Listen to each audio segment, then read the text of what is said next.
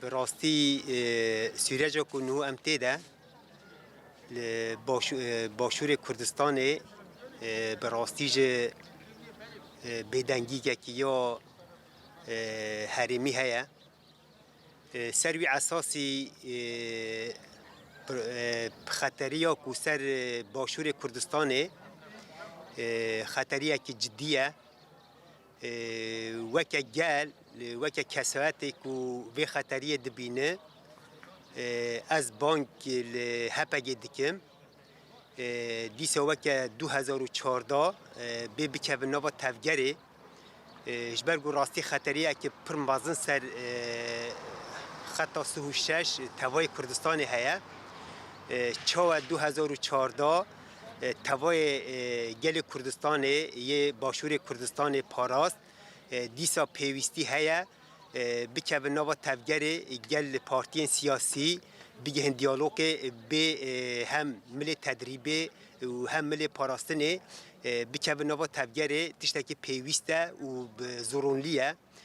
جبروی یکی انبانی همو گل باشور کردستان دکین سروی اساسی هشار بن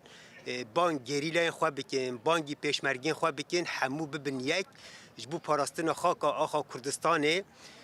همبری اف سیستما کو بار روشلاتا نوین دهاتی دامزراندن همبری و دیسا بکه نوا تفگری ام جارک دی همو گل ولاد پاریز به راستی جه به خطریه دبینتن و بکه نوا تفگری بانی گریله خواه بکن بانی همو گلی ولاد پایز بکه نوا تفگرش به خطریه خلاص بکه سروی اساسی بانگا ما اوه همو جل به سوریج ده هشاردار بتن وکل برچاوا مثلا خانسور شوی دیل دایا یعنی او جه عین پارچه که یویه و هیسکرین داعش اصلا ده هر ایریشه که دبتن داعش هیز دکتن سروی اساسی همو گلی کرد راب سخوال همبری و راب بانگا من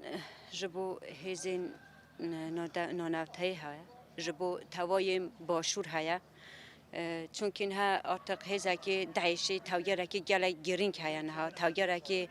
مهم هیان ها تاجره که وان جل که هیان ایریشن چتن داعشی پیشمرگان جیرن چند پیشمرگان جوی جیان خوابیده دا داستان جبر هندی ام سرساقی ملباتین وان را دخازن دزانن یعنی جایی که شنگال فروتن لام نخوازن جدی باشور به فروتن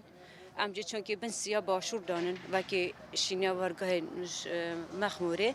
ام دخوازن ام بانگا خواه جبو هزین یا پگه یا جا ستاره دکن جبو پاراستنی دیسا بین ما با پارزن چون که پاراستن گوستا آلی باشور دانای کرن چکو ما با پارزن